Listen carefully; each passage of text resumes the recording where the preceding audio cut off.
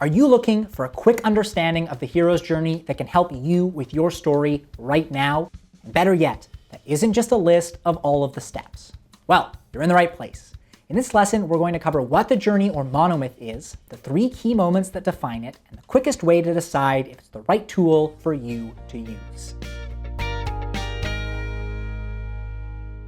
This video is a lesson from a full free mega course on our website. If you're ready to supercharge your storytelling, click the link in the description and start your journey today. This video is also part of a series, so if you haven't watched the previous videos, there are links down below. Let's get started with the most important question. What is the hero's journey?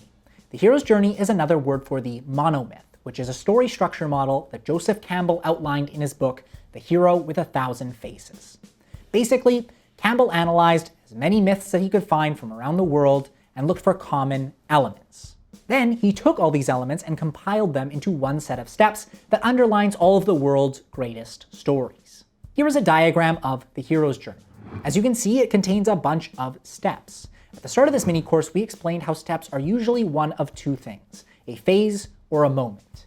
In the hero's journey, most of these steps are moments, meaning they are short and last a single scene.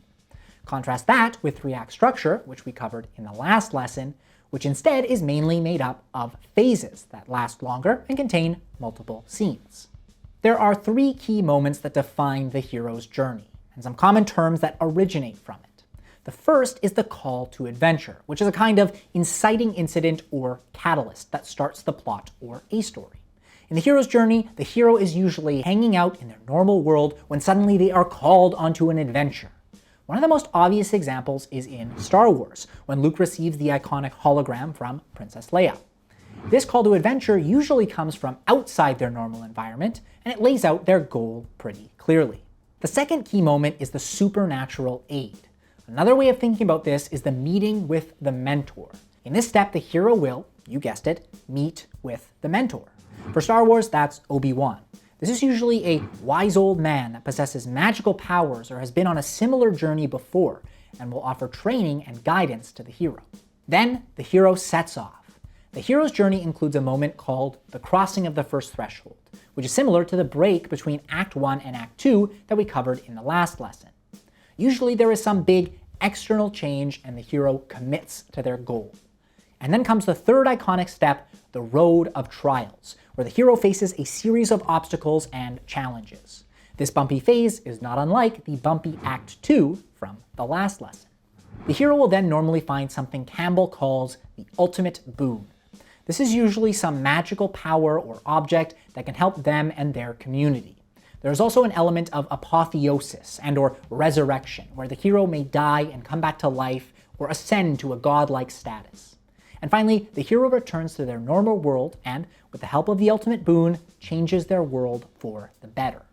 This is obviously a very quick run-through of the hero's journey, but it covers the most important parts. If you want to understand it more, we recommend checking out The Hero with 1,000 Faces, and then reading Christopher Vogler's The Writer's Journey, which modernizes a lot of the ideas Campbell talks about. But when we cover our story structure model, Universal Story Language, in the next course, you'll see it includes all of the key elements of the hero's journey and expands them to apply to a wider variety of stories.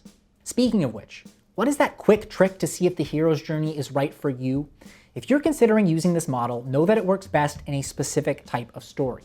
If you're looking to write a quest story where a regular person is chosen, sets off on a journey, and grows into a powerful and masterful hero, then diving into the hero's journey is a great idea.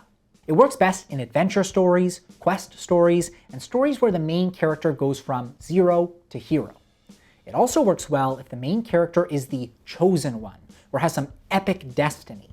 But if your idea doesn't sound like this, then the hero's journey may be more confusing than it is helpful, since most of the steps are very narrow in their purpose. If you have any examples of stories that don't fit these categories but still follow the hero's journey closely, comment them down below.